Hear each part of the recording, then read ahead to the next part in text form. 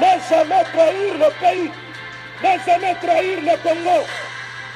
Nous formons un seul corps. Ce corps des défenseurs de notre pays. Une fois que nous leur tendons des embuscades, nous les attaquons dans leurs dispositifs, nous récupérons des munitions et des armes. Ce sont ces mêmes armes récupérées qui constituent notre logistique.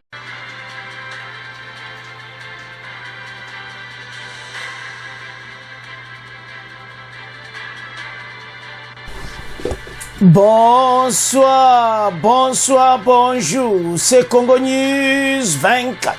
Bande Konanga, comme toujours avant de commencer notre émission, nous disons merci à Dieu. Nous disons merci à nos chers abonnés et téléspectateurs qui nous suivent partout dans le monde et en RDC.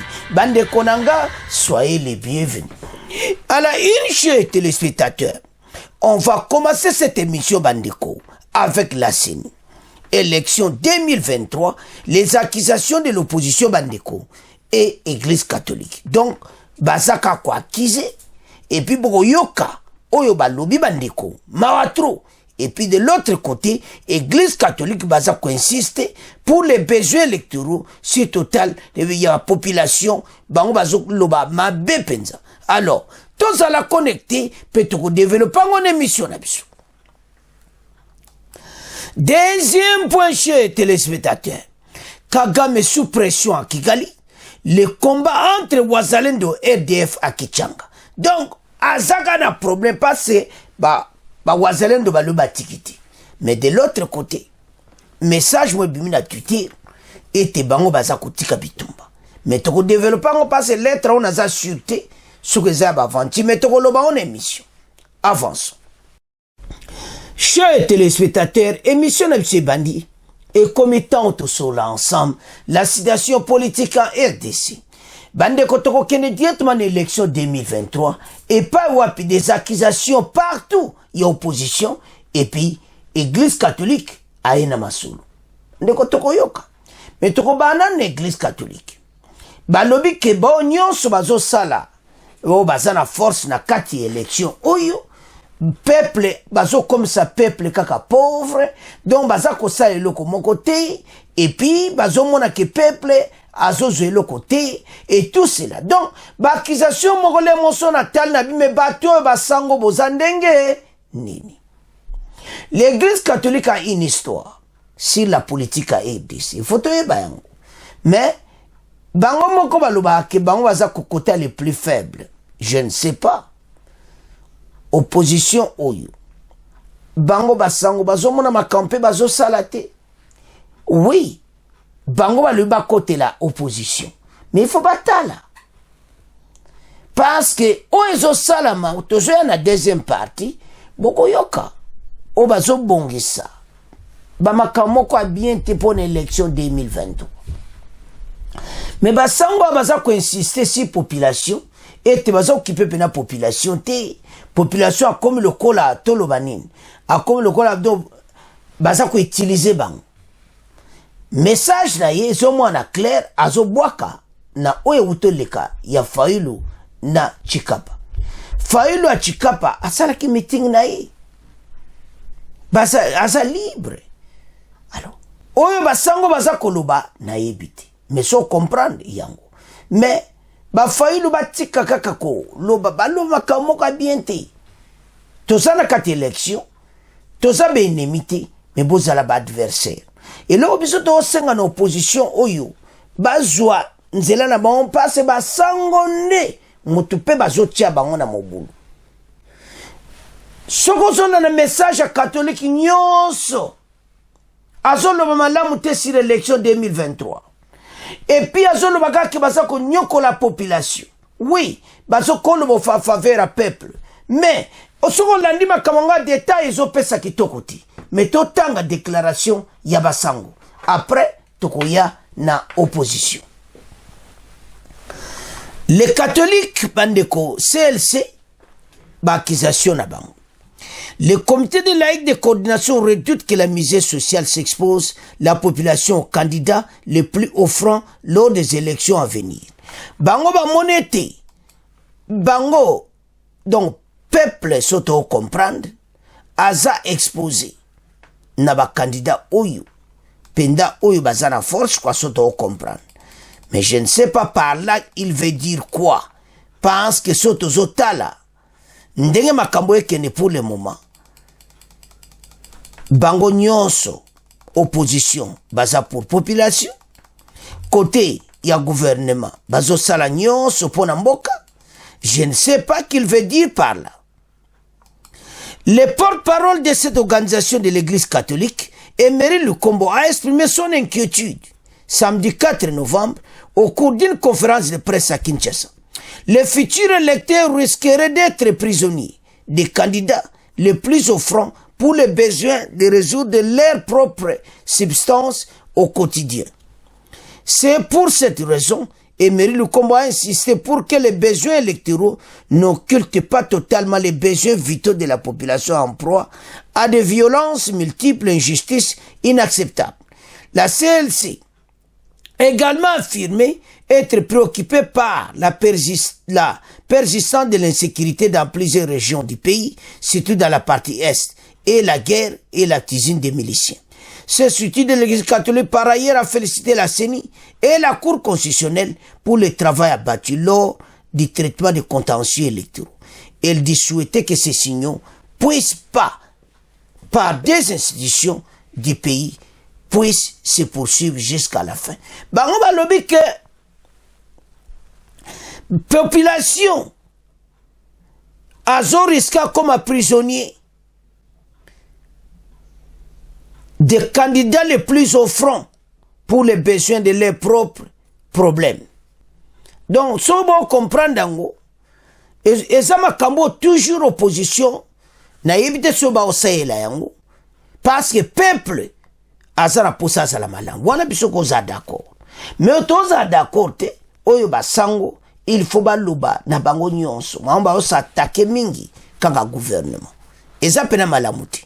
Alors, awa a félicité Seni na oyo basali me balobi boui ke ndenge badwi le 24 bakandida nyonso wana mosalo basala kitoko nde bakandida nyonso bakontinue nango to développer basango basage d'abord bafélicité nanu cour constitutionnelle après koloba oyo wana ke candidat peuple a commis prisonnier na les propres candidats et tout ça. Donc ozomona kaki parce que il faut que mon bateau tout va poser ma candidature bayaka pona bango moko population zo ke le côté mais il fallait le bango direct ozomona mais a féliciter la cour constitutionnelle na Seni pe a bétissé ta lobby cour constitutionnelle na Seni musalo bosali kitoko mais bon continuer yango na processus électoral timo ko la vote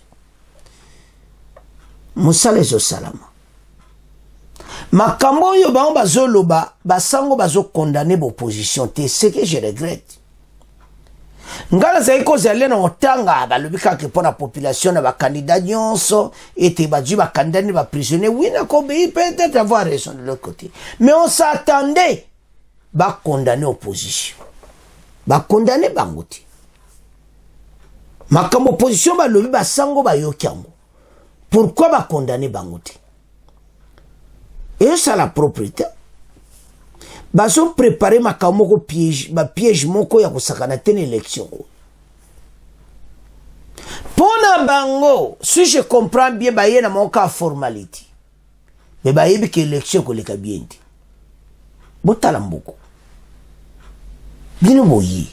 Oli bo poser candidature boza la laisse que oui to ko met tout ça. Boyi. Boye ko sala kaka neti ba. Mais quand vous n'êtes pas sûr, pourquoi vous avez posé votre candidature? On ne peut pas continuer comme ça. Hypocrisie n'a qu'à leader politique. N'a pas si ma bonne raison que l'opposition est à la raté na IDC. Basana maoka va manipulateur, on va manipuler le peuple. Makambo bazo sala o pourquoi basango ba condamner bangoti. Pourquoi l'église catholique n'a pas dit un mot sur l'opposition bazo planifie. Mawa Alors, bandeko, élection, oui, tout ça, c'est bon, que il faut battre la makamba bien. Tout ça, c'est population, moutapé sur le tricot, nambongo, ne koti joie. Mais qu'on vote iti. Soko za mutu, yebiki, ako sunga mboko iti. La plupart, bazana be intérêt na bango ako sakanati. Oya gouvernement actuel tozomona, mais ya bango na ntomonite. On ne sait pas. Et ko zarandenge, nini. Yango to benda peuple mato, ibiso to aliawa, to kote la mututi. To kote la ka population. To lingi désordre. Ce que vous avez planifié, ça m'a bé. Et puis, organisme nyonso.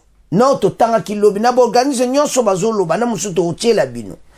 Si Morgel, batala kama élection, lobi ki opposition azo préparé kao.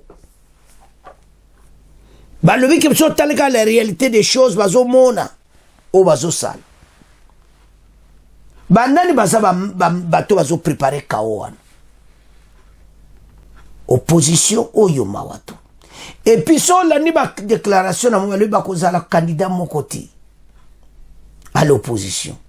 Bi pour combattre président Félix, bazana besoin kozala na candidature unique en opposition. Wana message délice sanga pesi. Alors, so do tala ba déclaration na bango. Katumbi kuna. Bazo douter moi si ne soit origine ni.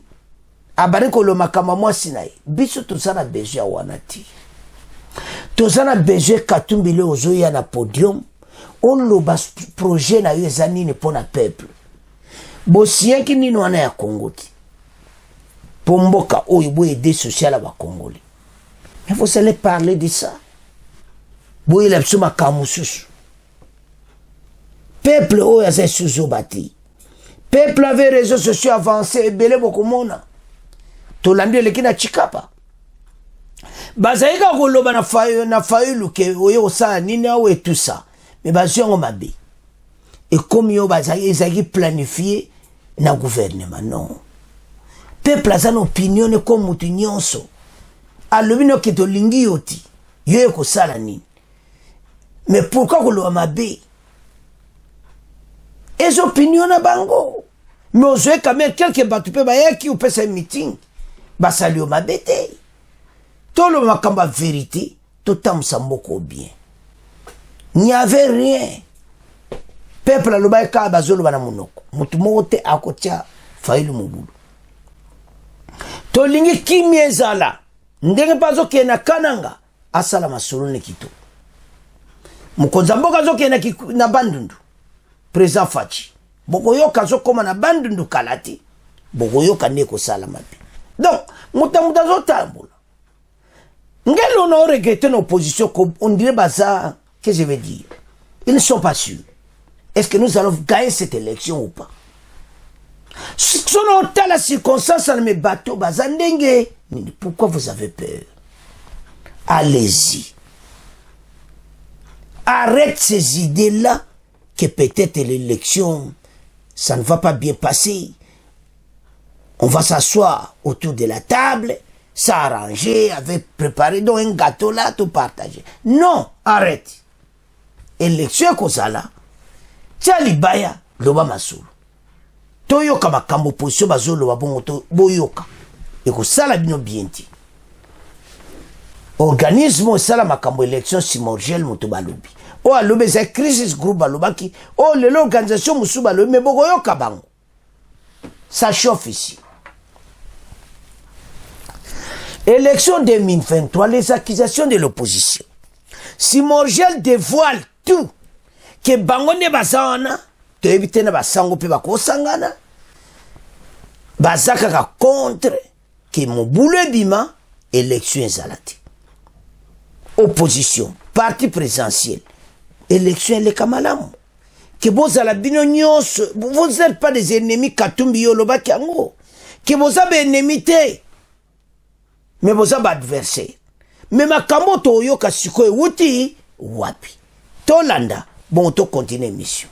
Si candidats relèvent un certain nombre de points qu'ils demandent à la CENI de mettre sur la table. Et il faudrait rappeler que avant même la déclaration des 6 candidats, la semaine dernière, la CIMOCEL a plus ou moins relevé qu'il y a des points cruciaux qui restent non éclaircis et qui nécessitent que la CENI prenne la responsabilité de convoquer, si vous voulez, un cadre de concertation de haut niveau. Le haut niveau, ça veut dire c'est vraiment la CENI avec les responsables de haut niveau des différentes parties prenantes. Et donc, à ce moment, on a l'impression que le président de la CENI est plutôt à la défensive parce que le mieux aurait été de dire qu'est-ce que la CENI fait pour effectivement répondre aux points qui sont soulevés par les 6 candidats. Mais la CENI répond en disant qu'elle a publié sur son site internet les noms de candidats et aussi la cartographie électorale. La CENI a fait l'effort d'avancer vers les élections dans un contexte qui est très difficile. Il faut savoir que le calendrier électoral actuel, c'est le calendrier le plus serré que l'on ait eu et que dans ce contexte, la CENI fait l'effort de relever un certain nombre de défis. Mais le fait de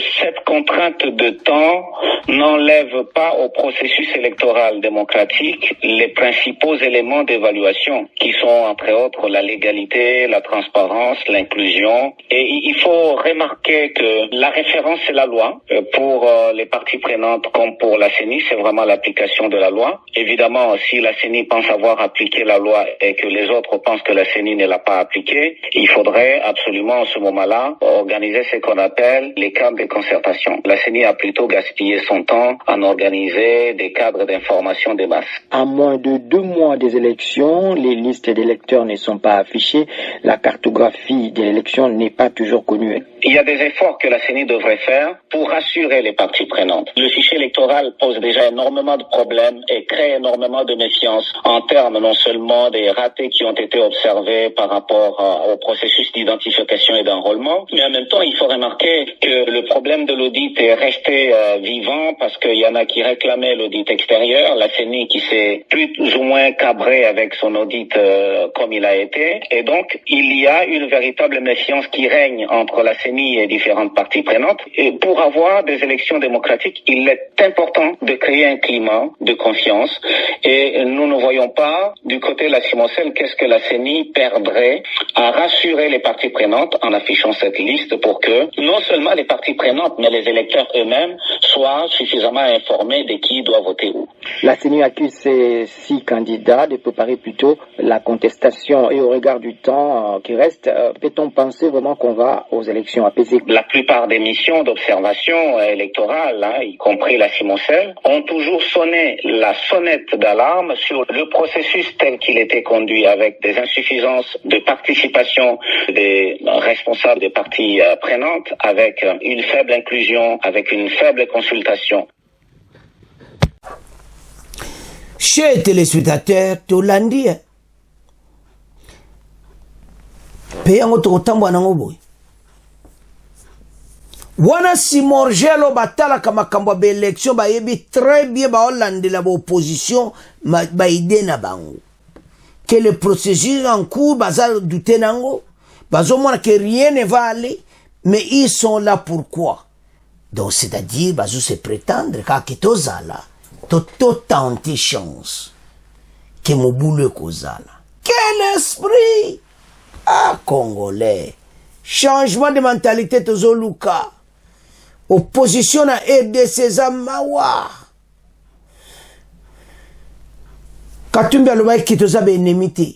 Mais on garazo mono yo. Et comme be ennemi.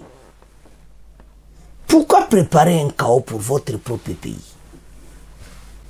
Ba catholique pe ba lobby bo comme ça peuple là ba prisonnier na bino na makambo bo sala bango pe ba otala binoti okati po ba support opposition ba sango pe le mo ba go baluka pe na bango ba lobby pe bino.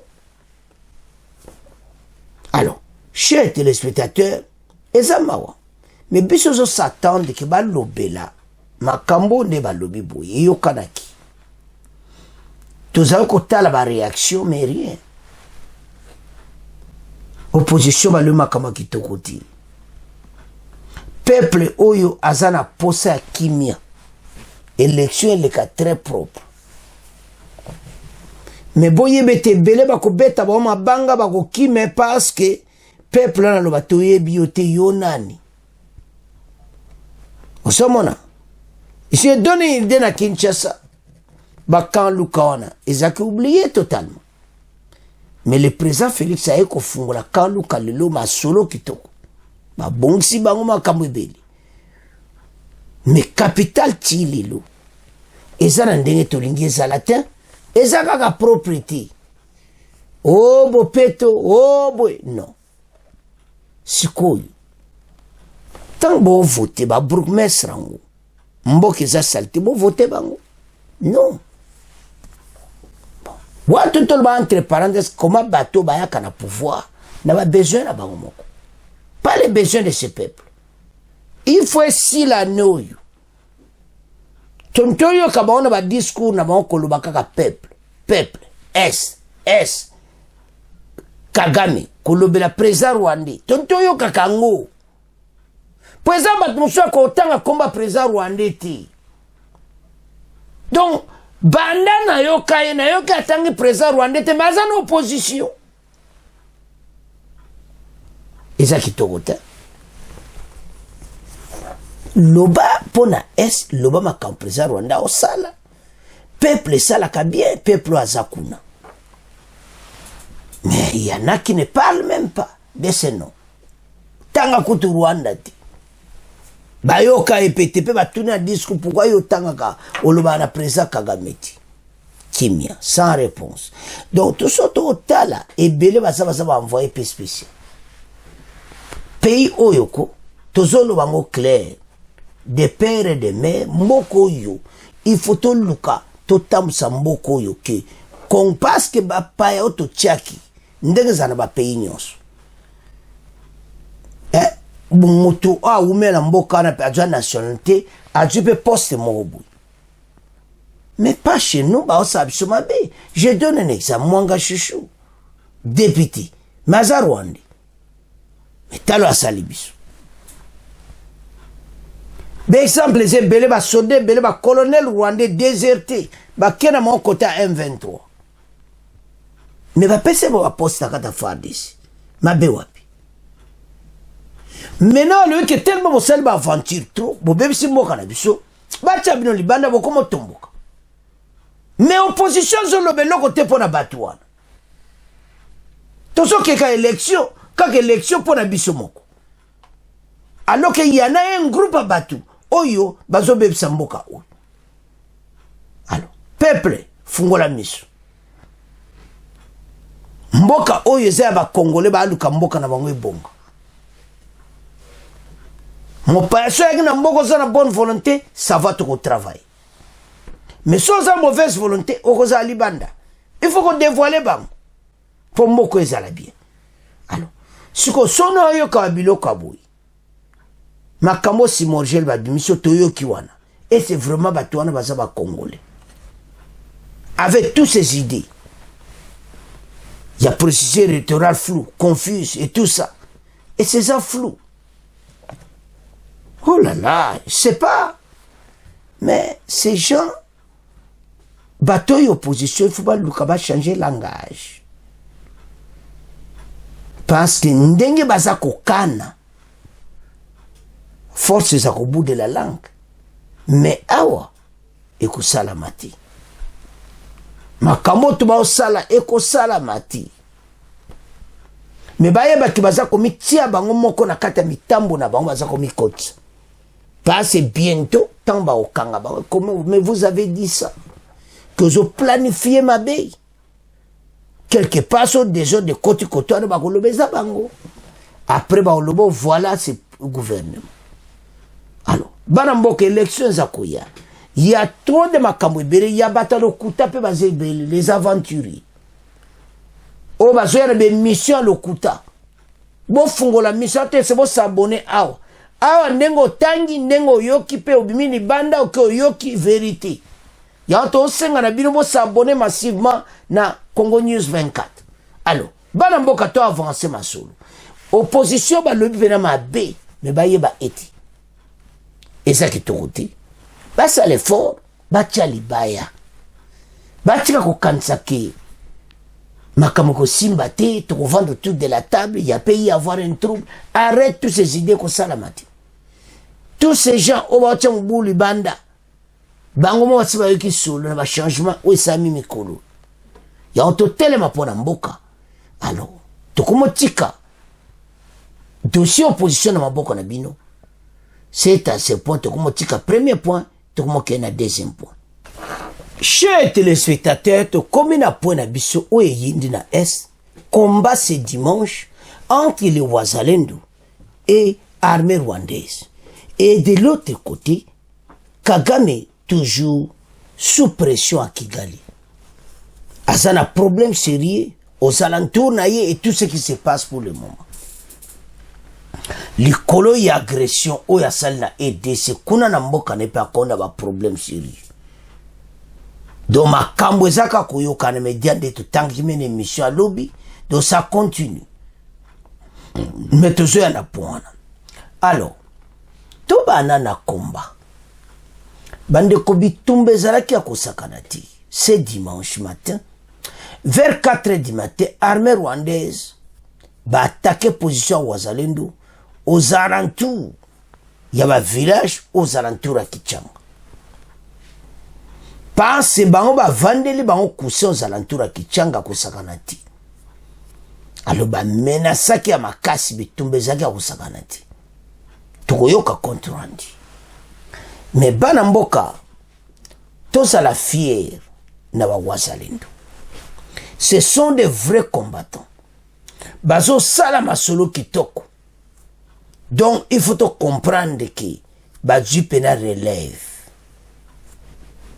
Na temps où ndenge zalaki so ba Wazalendo batiaki pression ti ko bloquer bateau armée rwandaise basi wa pusani.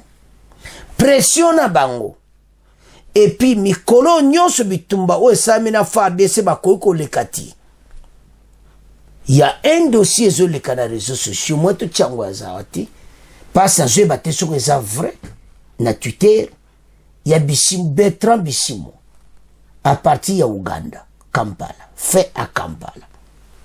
À l'objet que ba 1-23 ba tiki na mon bitumba. Bon. Message à bitumba auto. Et ben à 4h du matin.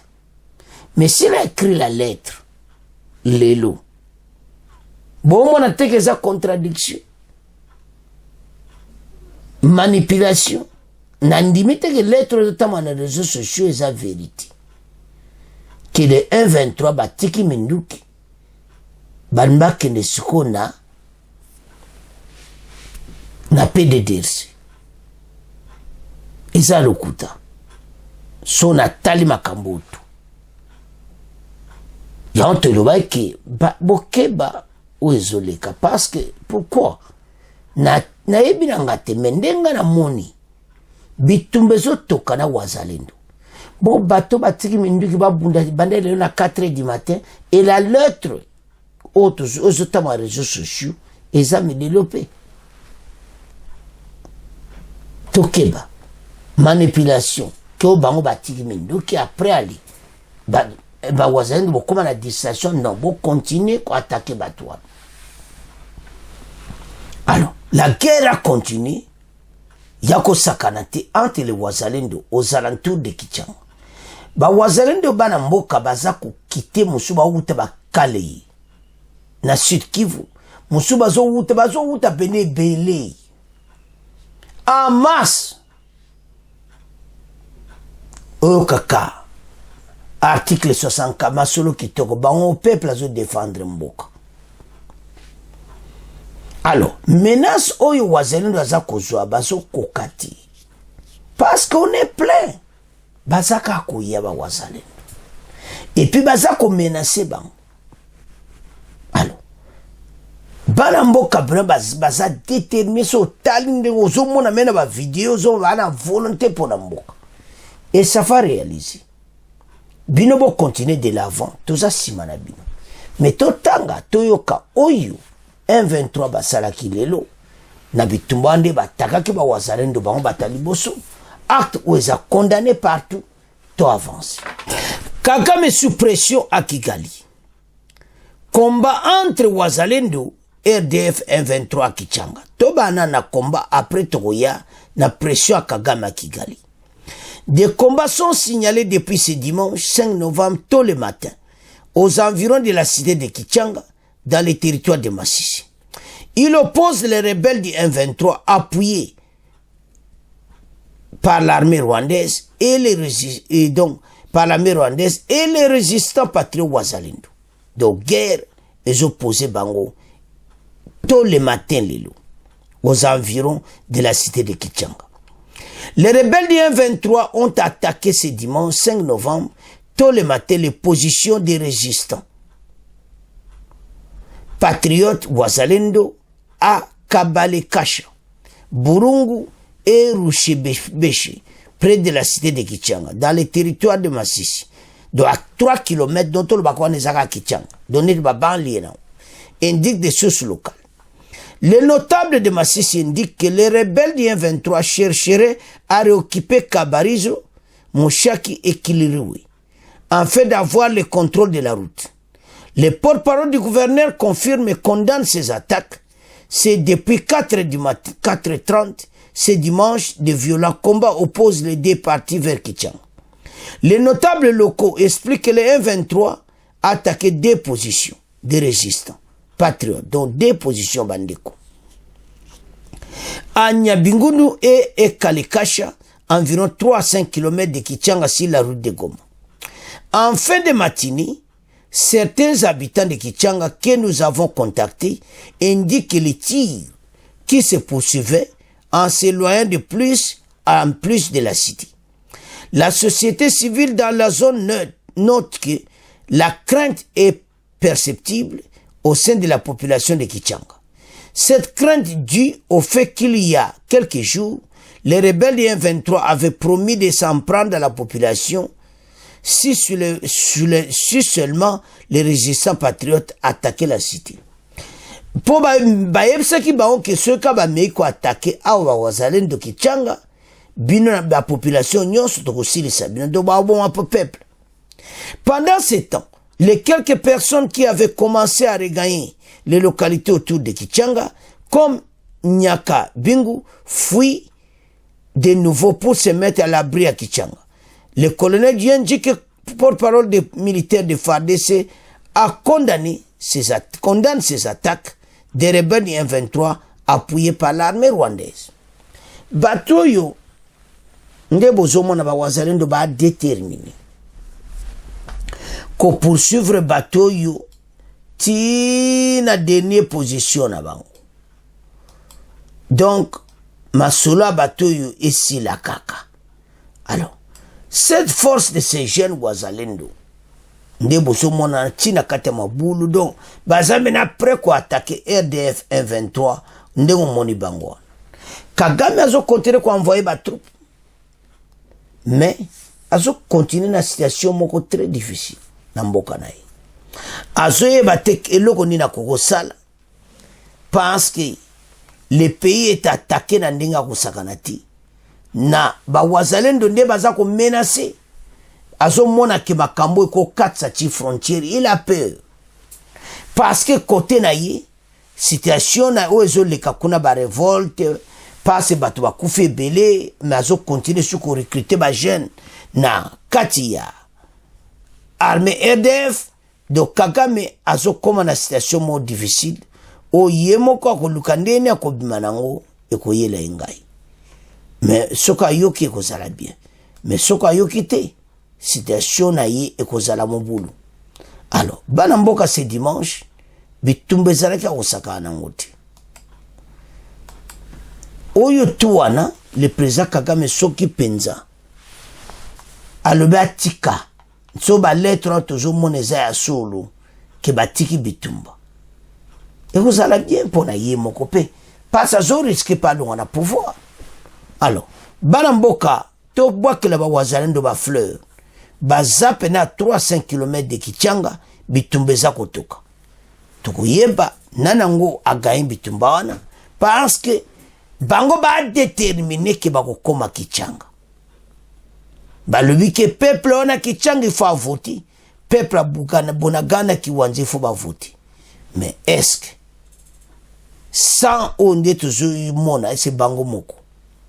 Mais parce qu'on résistait. Alors, et que ça là kitoko pour Sadek Bazananzela, président rwandais, aza pena troublé, sous pression à Kigali. Mais toujours le bas point. Au Nord Kivu, des combats sont signalés depuis ce dimanche matin aux environs de la cité de Kichanga, dans les territoires de Massissi. Selon des sources sur place, les rebelles du M23 RDF ont attaqué les positions des résistants patriotes Wazalendo à Kabalekasha, Burungu et Rushebeshe.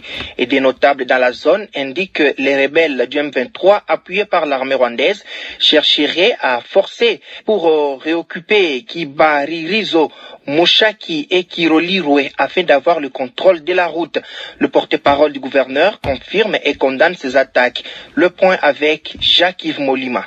C'est depuis 4h30 ce dimanche que de violents combats opposent les rebelles du M23, appuyés par l'armée rwandaise, aux résistants patriotes aux environs de Kichanga. Les notables dans la zone expliquent que le M23 a attaqué 2 positions des résistants patriotes à Nyakabingu et Kabalekasha, à environ 3 et 5 km de Kichanga, sur la route de Goma. En fin de matinée, certains habitants de Kichanga que nous avons contactés indiquent que les tirs qui se poursuivent s'éloignent de plus en plus de la cité. La société civile dans la zone note que la crainte est perceptible au sein de la population de Kichanga. Une crainte due au fait qu'il y a quelques jours, les rebelles du M23 avaient promis de s'en prendre à la population si seulement les résistants patriotes attaquaient la cité. Pendant ce temps, les quelques personnes qui avaient commencé à regagner les localités autour de Kichanga comme à Nyakabingu fuient de nouveau pour se mettre à l'abri à Kichanga. Pour sa part, le colonel Guillaume Ndjike, porte-parole du gouverneur militaire, condamne ces attaques des rebelles du M23 appuyés par l'armée rwandaise. Toba ananda guerre wazalendo après Togoyana Kagame au Azali pour le moment sous pression bandeko à Kigali. Alors, tous les matins à 4h du matin, Tanga, l'armée rwandaise RDF bataka ki position à wazalendo à 300 km de Kichanga. Bitumbe toka ki mabeba jeune wana bazo bunda pena kitoko. Donc bazo tia pena Kagame panziliko. Le président rwandais a commis na suka. Père na yezanini. Abanga amiyo kaba FDLR wanao tout ça. Yazo kansa bazana kati. Komba ko kati na mboka na EP uyo kayaya azuba problème. Alors, le président rwandais Maïle s'il passe, oui, mouvement wazelo de temps bandaki, ça est kaganet jeboui. Mais les loyo, côté Rwanda ba calculer sili, ces jeunes, bazo joba arme wapi. Pourquoi baza ko lité boui? Pourquoi baza kaka koya? Et puis bango ba bomi ba Rwandais beli. Parce que bango baza na système ba embuscade na kata ndeka ba donc invento so zoya ye batega amba ba kuta na embuscade ba bomi bango tout. Alors ba embuscade on est salami ke ba Rwanda ba kufebeli. Que na Rwanda le comme problème parce que et bele bazo sepere souti ndinga zo recruter ba jeune zo tika ba aotinda ba on aliwa. Na guerre ba région de M23. Alors, siko sozo mo mutabuna be esprit ne expansionniste. Azo tikati. Aza mutu moko il faut que bango bayoka kaminduki. Pour le faire taire, faire taire bango par les armes. Alors, maintenant Sadek Azakoya, bah comme il a problème sérieux, pas bah était même Sadek Akoya. Situation y a bango comme très compliqué. Ce qui l'est trop notamment les réseaux sociaux à solo, ça va. Parce que Mikolo ba du résistance à faire de ces namba monati. Bah kokite. À Sake et à Goma. Na Nyirangongo ba meki rien. Baza la place à Olekati. Parce que ba konzi ba yebisa ki bango. Sacrifice suprême yango wana. Alors, maintenant, makambo oyo ezo bendele ba situation guerre oyo à l'est. Namboka na ye. À partir de belo ba kufa kiwana, pende batne bazo continuer ko kufa. À l'est, c'est comme un problème pour na Kagame. bolandaki lobi na exa vidéo wana comment bazoloba na Kenya Rwanda et tout ça. Donc bateau yo esili na bango. Le président rwandais a aussi la ndenge moko à comprendre. Parce que l'homme bazo bundane ya ebiti. Ba stratégie a tellement ato Kagame a comme une situation difficile. Alors tout son la dossier. Wazalendo bazo bunda et mena Kagame kotoyo situation zo comme pire. Ba généraux na ebele ba sous d'accord na été na makambo ebele.